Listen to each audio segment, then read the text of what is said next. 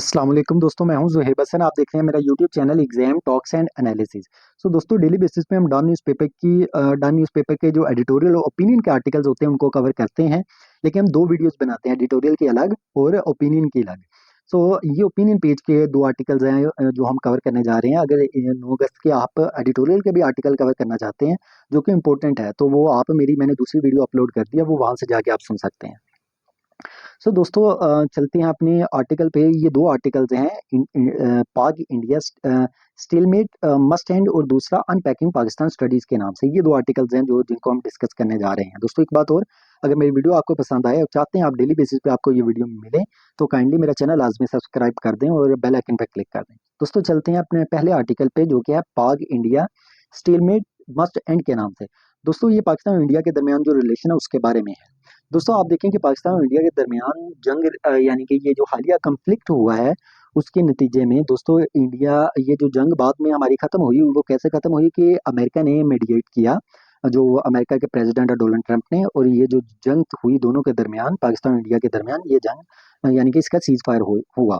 तो इंडिया ने क्या किया, इंडिया ने डिनाई कर दिया कि किसी भी तरह की मीडिएशन नहीं हुई, बल्कि पाकिस्तान ने रिक्वेस्ट की थी कि ये सीज फायर किया जाए, जो बात अमेरिका को भी अच्छी नहीं लगी। और इवन कि ये इस चीज़ के भी खिलाफ है कि पाकिस्तान ने तो लास्ट में ऑपरेशन बनियान मरसूख भी किया। और इसके अलावा दोस्तों हमारी एयर सुपीरियरिटी कायम रही है, क्योंकि आप देखें अभिनंदन को शुरू में जब हमने पकड़ा उस टाइम भी हमारी एयर सुपीरियरिटी कायम हुई। इसके अलावा अब उन्होंने फिर राफेल तैयारे खरीदे ताकि अब वो सुपीरियरिटी ले सके। लेकिन आप देखें कि हमने उनके 5 से 6 मजीद यानी कि जहाज, ये जो जंगी तैयारे थे, ये मजीद गिराए। हमारी एयर सिक्योरिटी भी कायम हुई। इंडियन पार्लियामेंट ने भी दोस्तों ये जो ऑपरेशन सिंदूर के नाम से पाकिस्तान के ऊपर अटैक किया गया था, इसको क्रिटिसाइज किया है वहां पे जो अपोजिशन ने भी। मोदी ने कहा है कि ये जो सीज फायर हुआ है, ये सीज फायर नहीं है, ये कुछ देर के लिए जंग रोकी गई है, ये जंग दोबारा से भी शुरू हो सकती है। अब देखें किस तरह के बयान दिए जा रहे हैं।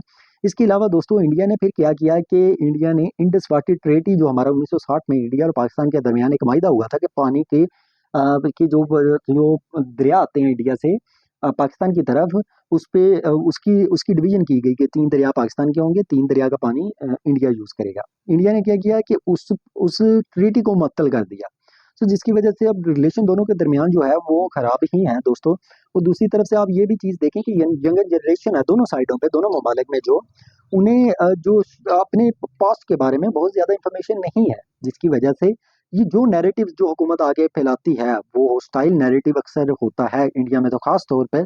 तो उससे वो जो यंग जनरेशन होती है वो इन्फ्लुएंस होती है, तो फिर वो सोशल मीडिया पर एआई के थ्रू दोस्तों वो नफरत यानी कि फैलाते हैं दोनों दोनों नेशन के खिलाफ। इस चीज से रुकने की दोनों ममालिक को जरूरत है। दोस्तों, एक और चीज राइटर में बताता है कि अब सोल्यूशन क्या है इस चीज के। एक तो वो ये कहता है कि आपको डिप्लोमेसी की तरफ वापस जाना चाहिए, डिप्लोमेटिकली चीजों को हल करने की जरूरत है। आपको डिप्लोमेटिक टाइज दोनों के रिस्टोर करने की जरूरत है, ट्रेड की तरफ मूव करना चाहिए और कॉन्फिडेंस बिल्डिंग मेजर्स लेने की जरूरत है, ताकि दोनों के दरमियान कॉन्फिडेंस दोबारा से, ट्रस्ट जो है वो बिल्ड हो सके। दोस्तों, टेररिज्म इश्यूज है, इसको मिलकर दोनों को एड्रेस करने की जरूरत है, क्योंकि पाकिस्तान भी सफर कर रहा है। आप देखिए टेररिज्म की वजह से हम तकरीबन 80,000 से ज्यादा लोग पाकिस्तान के शहीद हो गए हैं। 2001 से लेकर 2016 तक तकरीबन 17,503 अटैक हुए हैं पाकिस्तान पे, और ये हर रोज के तकरीबन 3 एवरेज अटैक बनते हैं। अब पाकिस्तान, अब इंडिया की जो ये कोशिश थी कि वो पाकिस्तान को तनहा कर देगा, आप देखें कि वो तो बिल्कुल नाकाम हुआ है। पाकिस्तान इवन के पहले से ज्यादा मजबूत हुआ है।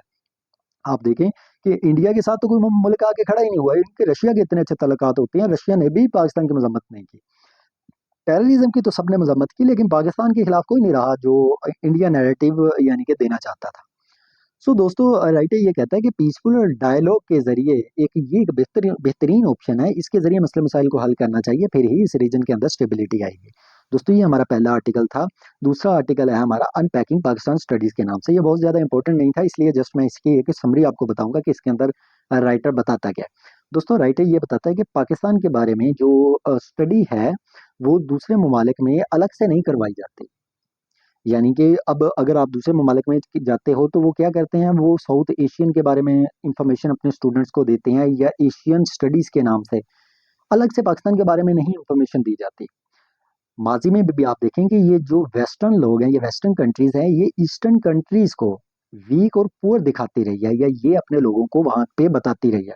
सो ऑक्सफोर्ड और कैम्ब्रिज यूनिवर्सिटी जो है उस वो इस स्टडी के लिए क्या वर्ड यूज करते हैं, वो ओरिएंटल स्टडीज वर्ड यूज किया करते थे। अब उन्होंने वो वर्ड चेंज करके Asian and middle eastern studies के नाम से यानी कि उसका नाम चेंज कर दिया है। सो दोस्तों इंडिया की अगर हम बात करें वो पाकिस्तान से बेहतर जा रहा है। आप देखें उसके पीएचडी प्रोग्राम्स बहुत ज्यादा है और बेहतर है पाकिस्तान की निस्बत। पाकिस्तान जो है इसमें पीएचडी प्रोग्राम्स बहुत कम हो रहे हैं सोशल साइंसेज के अंदर। 1947 से पहले ब्रिटिश ऑफिसर जो थे वो पाकिस्तान की हिस्ट्री के बारे में, एरियाज के बारे में स्टडी किया करते थे, लेकिन अब नहीं करते। राइट है, ये बेसिकली कहना चाहता है।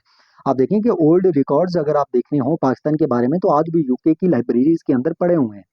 सो अगर आप चाहते हो कि अब भी दोबारा से पाकिस्तान के बारे में लोग यानी कि पढ़ना शुरू करें, हिस्ट्री को अंडरस्टैंड करना शुरू करें, क्योंकि पाकिस्तान के बारे में नहीं की जा रही, इंडिया के बारे में फिर भी की जा रही है, तो उसके लिए राइटर ये कहता है कि पाकिस्तान को ज़रूरत है कि अपने पीएचडी प्रोग्राम्स को बेहतर करे और मजीद रिसर्च पे वर्क करे, ताकि फिर दुनिया पाकिस्तान को ज़्यादा पढ़े, पाकिस्तान के यानी कि हिस्ट्री को ज़्यादा अंडरस्टैंड करे।